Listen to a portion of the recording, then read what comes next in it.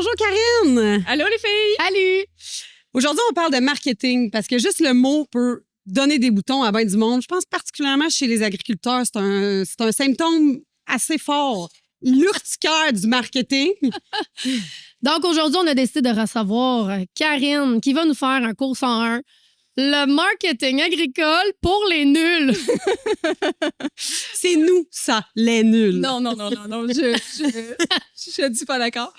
Merci beaucoup de me recevoir. En fait, pour répondre à votre question, je répondrais peut-être par un synonyme pour commencer. Tu sais, du marketing, un synonyme pourrait être de la commercialisation ou de la mise en marché. Souvent, les gens, quand ils pensent à du marketing, vont penser à de la communication marketing, plus de la pub ou, tu sais, tout ce qui s'en va en communication de masse, mais c'est beaucoup plus que ça. Quand on pense à une stratégie de distribution, par exemple, est-ce que je vais vendre mes fraises à la ferme ou je les vends à travers l'épicerie, c'est du marketing. Quand je vais avoir une stratégie de prix, je reprends mon exemple de fraises où mon prix sera pas le même au début de l'été versus quand j'ai beaucoup de volume, ben c'est du marketing.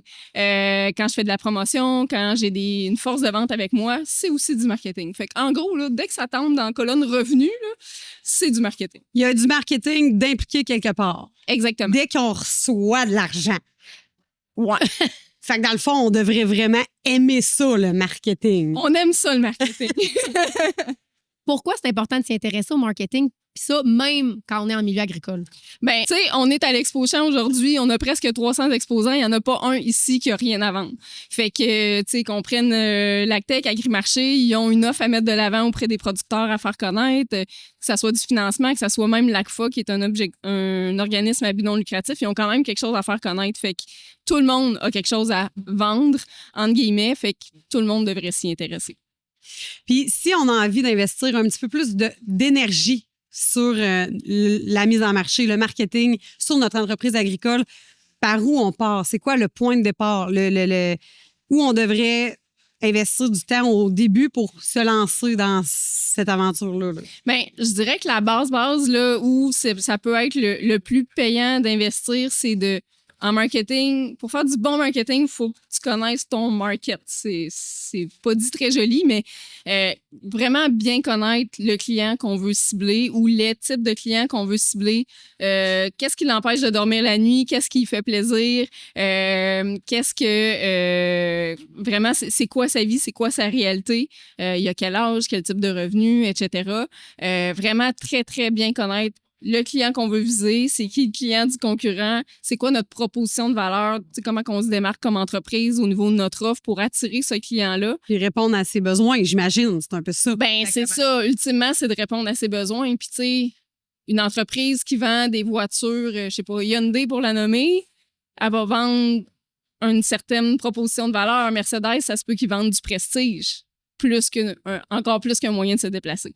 Fait qu'il faut vraiment bien connaître son client pour amener une proposition de valeur qui est pertinente puis qui est cohérente. Mais là, dans ce que j'entends aussi, c'est qu'il faut aussi non seulement connaître son client, son marché, mais connaître notre produit, nos valeurs. C'est un travail qui est à faire aussi de notre vision d'entreprise. C'est quoi j'imagine que ça va de soi, que ça va ensemble. Oui, exact. Mais tu sais, comme bonne fille de marketing, j'aime ça partir du client.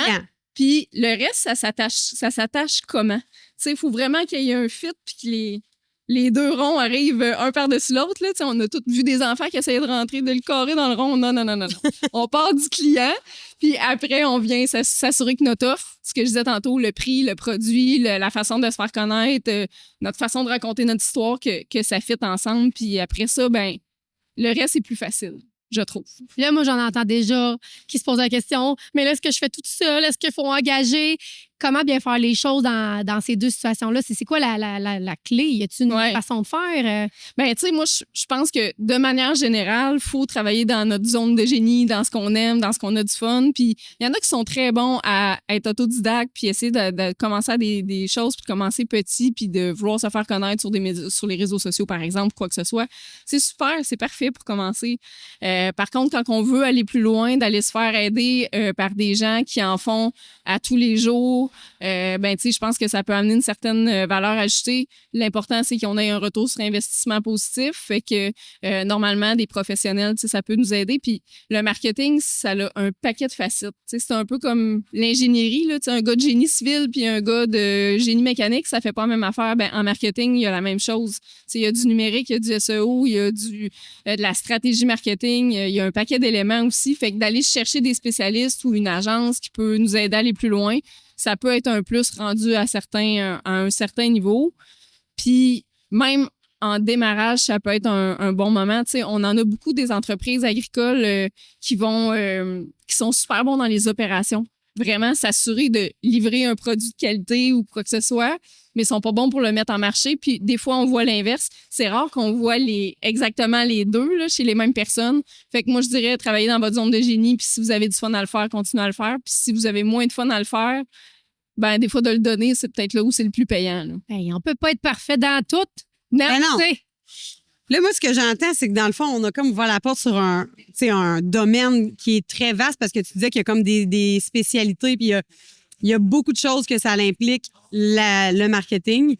Fait que je pense qu'on n'aura pas le choix de se revoir. Karine, on va faire une deuxième capsule pour en apprendre un petit peu plus sur le marketing. Fait qu'on se revoit bientôt. Sur ce, salut! Bon expo champ! Oh mon Dieu, c'est excitant!